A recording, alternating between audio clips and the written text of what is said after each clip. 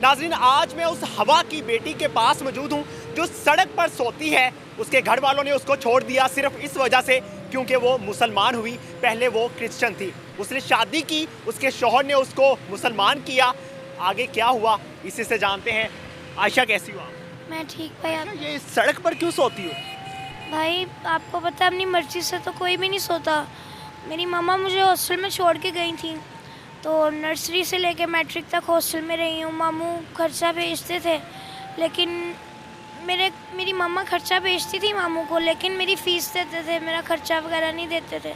सब बच्चों को माँ बाप मिलने आते थे। मैं शुरू से अकेली रही हूँ। खैर, मेरे मामू ने मुझे इस वजह से निकाला घर से कि मेरी मामा ने उनको खर्चा नहीं भेजा। मैंने मैट्रिक क्लियर कर ली थी, तो उनका मीटर उतर गया, उन्होंने मुझे घर से निकाल दिया। मेरी दोस्त थी ना, उसकी फैमिली ने मुझे एक्सेप्ट किया, अपनी बेटी बनाया। लेकिन आपको पता है कोई किसी को नहीं लगाता नशे पे। मैं मानती हूँ मैं नशे पे लगी हूँ खुद अपनी मर्ज़ी से, लेकिन मुझे बता सकती थी कि ये नहीं छुटता। अल्लाह किसने लगाया आपके वो नशे पे? मेरी दोस्त ने। दोस्त का नाम क्या था? हिना। तो उसकी फैमिली में से उसकी मामा भी करती थी, ठीक है, लेकिन उन्होंने मुझे ये नहीं बताया कि ये छुटता नहीं है, ठीक है। अगर मुझे बता देते कि ये बहुत गंदी चीज़ है, अल्लाह पाक किसी दुश्मन को भी ना लगाए, तो मैं कभी भी ना करती।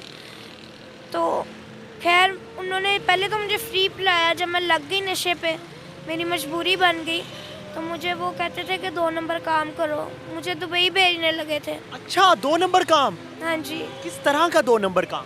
मतलब कि जिस्म फरोशी? हाँ जी। तो मुझे दुबई भेजने लगे थे, तो उसके भाई को अल्लाह पाक बहुत ज़्यादा दे, उसके बच्चे बैठ के खाएं और रिज़्क़ ख़त्म ना हो। उसके भाई ने मुझे घर से भगा दिया, हाँ जी, पैसे दे के। मुझे बस इतना ही पता था कि लक्ष्मी चौक ही मिलता है पाउडर, क्योंकि वो जाती थी, तो मैं उसके साथ जाती थी। उधर मुझे एक लड़का मिला, उसने मुझे कहा कि अपनी ज़िंदगी बदलो। वो पाउडर बेचता था, तो उसने मुझे इस्लाम कबूल कराया जामिया निमिया से। मैंने इस्लाम कबूल किया, रेंट पे घर लिया। मैंने सपारा पढ़ती होती थी। खैर, उसके पहले ही बचपन से घर वाले नहीं थे उस लड़के के? हाँ जी। तो उसने मेरा तो नशा छुड़वा दिया भाई, लेकिन अपना नहीं छोड़ा। अगर अपना छोड़ देता तो मेरी ये ज़िंदगी दोबारा ना होती। खैर, मैं दोबारा नशे पे ना लगती, लेकिन मेरी माँ ने भी मेरा साथ नहीं दिया।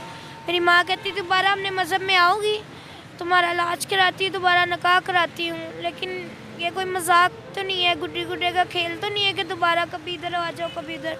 तो मैंने अपनी माँ को छोड़ दिया। मेरी माँ मुझे कहती मैं तेरे लिए मर गई। माँ ने पैसे नहीं भेजे, घर का किराया नहीं दे पाई, उन्होंने घर से निकाल दिया मालिक। आपने मजहब के लिए माँ को छोड़ दिया? बिल्कुल, क्योंकि भाई ज़ाहिर सी बात है, मेरी माँ ने शुरू से मुझे अकेले ही रखा है। मेरे माँ बाप का प्यार नहीं मिला, लेकिन मज़हब में इतना कुछ सुकून है कि अल्लाह पाक की ज़ात बहुत बेनियाज़ है। जिसका कोई नहीं होता उसका अल्लाह होता है। तो मैं या हय्यु या क़य्यूम अस्तग़फिरुल्लाह वला हौला वला कुव्वता, ये मैं पढ़ती रहती हूँ, पहला कलमा और तीसरा कलमा। पहला कलमा सुनाए। बिस्मिल्लाहिर्रहमानिर्रहीम। पहला कलमा तैयब तैयब मैंने पाक ला इलाहा इल्लल्लाह मुहम्मद रसूलुल्लाह। आयशा, अभी शादी किस तरह से हुई? भाई कोर्ट मैरिज की थी, हाँ जी। तो निकाहनामा भी है मेरे पास, मुस्लिम सर्टिफिकेट भी है।